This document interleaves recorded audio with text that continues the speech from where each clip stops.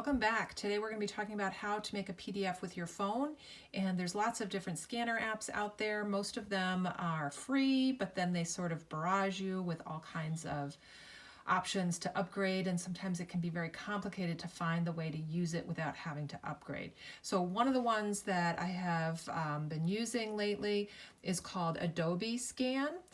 This is what it looks like in the iPhone store. You can see the little icon there, and this is in fact free, and you do have to make an account to use it with your email address and whatever, but it is free. So let's go ahead and open it up. Okay, so once you get the Adobe Scan app open, it kind of looks something like this. The first time you use it, you won't have any previous scans on there. I was just playing around. But one of the things I really like about this program is that you get a choice of either using the camera function, which is right there, or the photos function, which is right there. So meaning, if you haven't yet taken a picture, you can use the camera function. And if you have pictures that you took earlier that day or a couple of days ago that you need to turn into a PDF, you can go and find those pictures. We're going to use the camera function. So as soon as I hit it, it's going to start looking for the thing that I want to scan. So I have a piece of paper here on the desk ready. And you notice that I have it set up so that there's nothing around it. It's not sitting on a whole pile of other papers. That's one of the harder things to recover from. So I'll show you how to do it if that happens, but it works a lot better if you just sort of have it on a contrasting surface. So I'm going to hit the photo camera button, and it's going to start looking, and you can see it's got these little blue dots that are going to try and find the edges of the piece of paper. And you just have to let them find it, and they do a pretty good job. And you can see here that it made a blue box around the piece of paper that's on the desk. So anything that's inside the blue box is going to be part of the PDF. Anything that's outside the blue box is going to be excluded from the PDF. And when you're ready to go on to the next piece of paper, you're going to go ahead and hit continue. As soon as you hit continue, it's going to start looking for the next piece of paper. So have your next piece of paper ready. I have it over there, and I'm just going to move it over. So I'm going to hit continue. I'm going to put my phone down so it doesn't take a picture of something that I don't want it to. Then I'm going to put this piece of paper here, but I'm actually going to turn it upside down because I want to show you what can happen or how to fix that if it scans something upside down. So now it's looking, the little blue buttons are looking. It kind of got it off the side of the screen there. So I'm actually going to retake it because I didn't like the way that came out. So I'm going to do a little bit better job. The little blue dots are finding the edges. Oh, and that looks pretty good. So at least I got the entire piece of paper on there. It is upside down, but we'll fix that in a minute. I'm going to take a picture of another page. This would be our third page. And this is the secret of how to use multiple pages on one single PDF. So when your instructor asks you to submit one PDF, you don't end up running into trouble. You can have several pages on one PDF. So we're going to hit continue, and we're going to allow it to take a picture of this document. You can see the little blue buttons are having a harder time getting it just right. You see, they didn't quite get the entire shape of the document.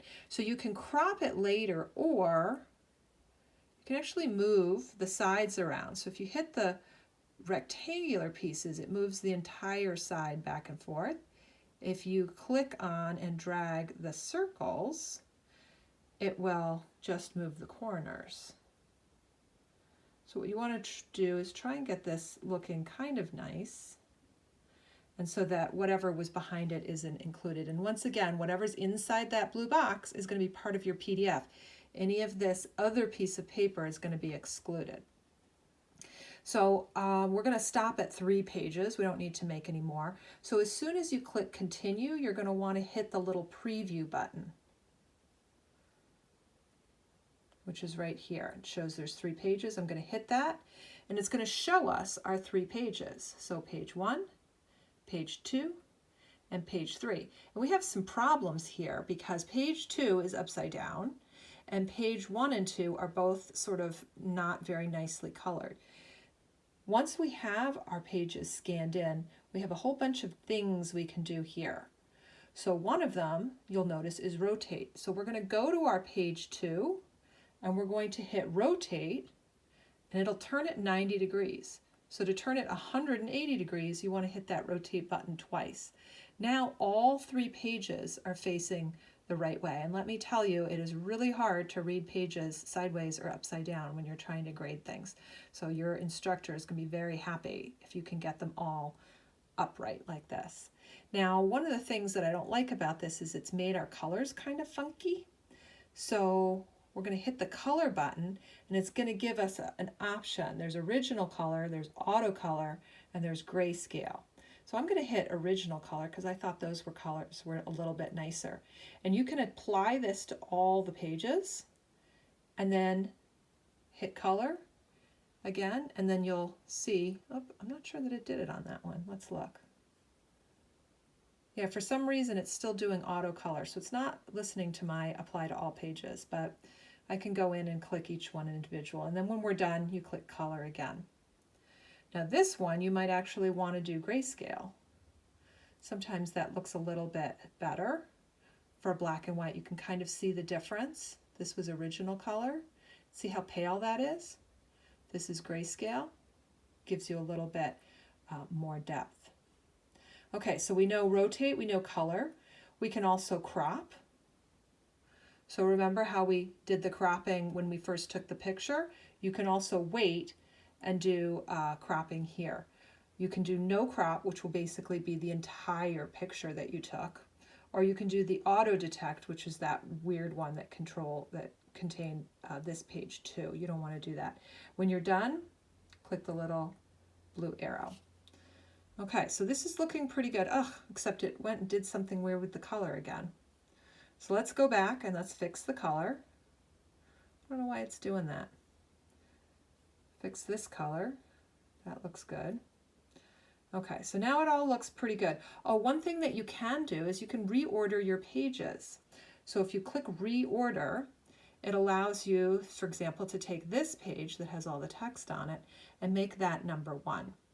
And if you want to do that, you can do that, or you can put it wherever you want. So we're just going to move it back. And we don't want to reorder, so we're going to X out of there. Okay, another thing you can do at this time is you can add an additional page by just clicking there, and it'll take you back to the place where you can take more pictures. Once you're done, you're going to save this as a PDF.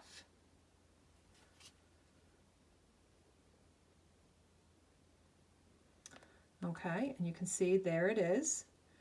And you can, right now it's just called the name of the scan and the date. You can rename. So I'm going to actually rename it so I know what it is. I'm going to rename it Training Video. Am I spelling that right? Video. And then we're going to save it. Okay. All right, and then you can submit it directly from your phone to JetNet. I find it's a little bit easier to share it with yourself, so you're going to maybe email this to yourself. Oh, email. So then you would put in your email address. Whoops, I'll do that. Hold on a sec. All right, so it's been sent. There's other ways that you can share it. You can send links to various things because Adobe Scan does upload this to the cloud. You can access it from anywhere, and so you can actually send the link to it to somebody if you need to. Other things that you can do if you don't want this anymore, you go into more. You can modify it, add pages, print, and delete it. So lots of interesting things you can do there, all the things that are the most important. So I'm going to move over to the computer and we'll look at how we take the PDF we just made and submit it in JetNet. Once you receive that link in your email, just click on the PDF and then save it to either your phone or your computer.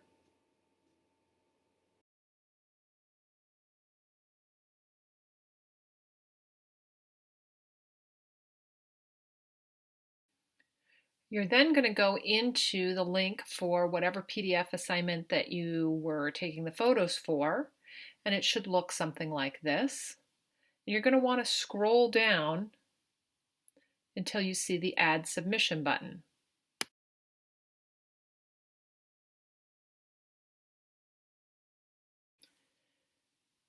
Then you will drag and drop your PDF file that you saved to your computer here. Click on Save Changes, and you're done. Thanks for listening. See you in class.